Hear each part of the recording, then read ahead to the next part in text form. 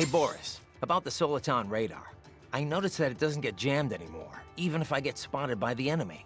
Back in the old days, it'd be useless the second an alarm was triggered.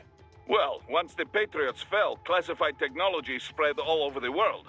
This new Soliton radar is one example. By applying a non-linear Schrödinger equation to the Soliton solution, they were able to prevent the jamming that plagued the original models based off the KDV equation. I'm impressed. You know your stuff, Mr. President. Of course, I'm a businessman. You think I could run a profitable PMSC without being up to date on the latest tech? But I wonder, how exactly is the equation different? I mean, I'm no expert on how the KDV equation was implemented in the first place, but I'd love to know how the Schrödinger equation fits into all this. Raiden, on battlefield, most important thing is how to use equipment, not theory behind it. The mission is #1 priority. So do not worry your head about equations and such things. Just concentrate on using the equipment to your advantage, da? In other words, you have absolutely no idea, do you? Ah, the mission, Raiden. Focus on the mission. Raiden, you'll need to head inland. But first, make your way through this building. Raiden, but first... So Raiden, who was this that told you to find your own name before you stopped going by Jack? The one and only Solid Snake. Hero of Outer Heaven, Zanzibar Land, Shadow Moses. The list goes on. Right. Guy's a legend. I forgot you knew him so well. Yeah, he saved my ass at Big Shell. Not to mention a few times after that. I've lost count. In terms of pure combat ability, he's one of the greatest soldiers I've ever seen. But it's not only that. He knows what's right, and he just gets it done, period. No one can stop him. I've learned a lot from him. He'd kill me if he heard me talking about him like this. Wow. I didn't know you were such a fanboy. I thought you were gonna start crying there for a sec. Very funny, Kev. Seriously, though, did Snake know he had a stalker? Oh.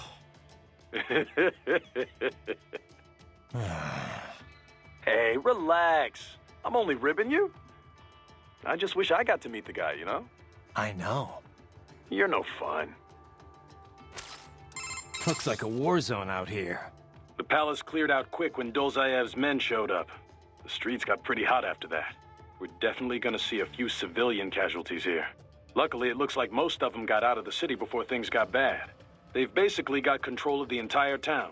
And that's why we're hitting the... Keep in mind, though in theory... Looks like a... Luckily, they've been keeping in... What's up?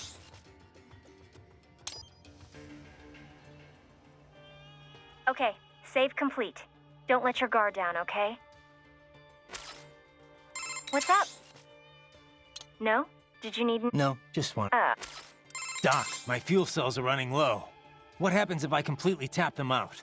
You will lose the ability to perform any action which requires a great amount of energy. But even when your gauge reaches 0, you retain basic movement. You can walk around and swing your sword. Use this time to absorb more electrolytes from your enemies. Recharge your cells as soon as possible. Roger that.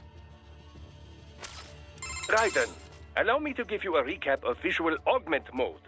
Why? Is it different from my AR display? We'll get to that in a moment. Modern tech gives us the ability to display assorted information streams visually. This is accomplished by interrupting the data flow from a cyborg's optic nerves. This is referred to as AR, augmented reality. That's how I can see my Soliton radar and who I'm talking to on the codec. Right. But if too much data is presented in this manner, the user runs the risk of having an incomplete view of the real world. Yeah. The codec window's got a bad habit of getting in the way when you drop in to chat. Of course. Typically, I'd simply call, leaving it to you whether or not to respond. In an emergency, however, that just wouldn't do. Define emergency. Anyway, cyborg AR designers try to keep the interface as unobtrusive as possible. But there are times when one really does need all that data on display. This is where augment mode comes in. Now, I know it sounds a bit like augmented reality, but just think of it as an additional dimension to AR. Okay, fine. So what's it do? It uses local soliton radar and XIFF data to do things such as analyze and display enemy position and numbers. It also has a starlight scope and thermal goggle functionality for a host of night vision capabilities. The entire image is digitally processed, making it much easier to read than earlier thermal goggles. Yeah, I'd noticed that. Used in a well-lit area, your perceived brightness will be affected, but it won't hinder vision too much. The same type of sensor is used for all functionality. The data sent out by each one is merged together as part of the digital processing. All you need to worry about is turning the individual functions on and off. Simple, yes? Sure, Doc. Simple. You must continue along, Raiden. Check your destination on the soliton radar.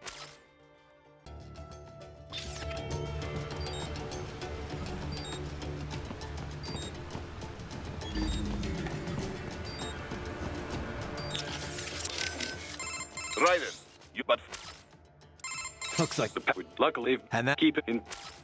What's up? No? Did you? No, just... Stay vigilant.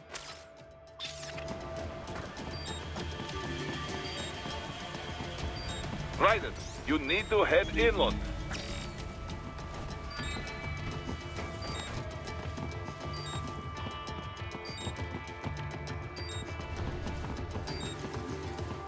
Raiden, you'll need to head inland.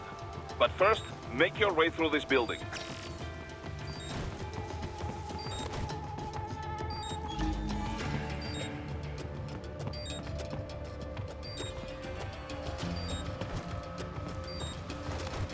Raiden, the coastline is too long and heavily guarded. You must take the inland route.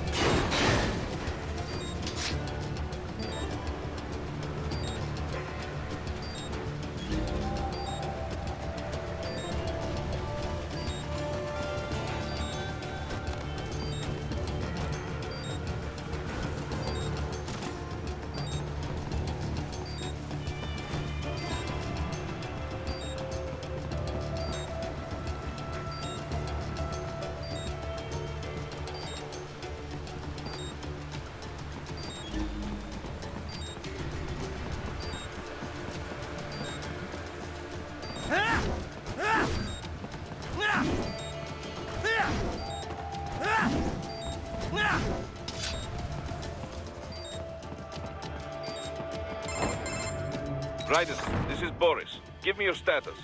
Looks clear. No one in sight. Good. Let's recap the route you will take. As I said, the enemy's HQ is in the refinery along the coastline. Dolzaev has been spotted there using satellite photography. Also on site, Mistral, a desperado captain. Still, I think they anticipate us. They will probably have a grand reception awaiting you at the old city. Do not let your guard down.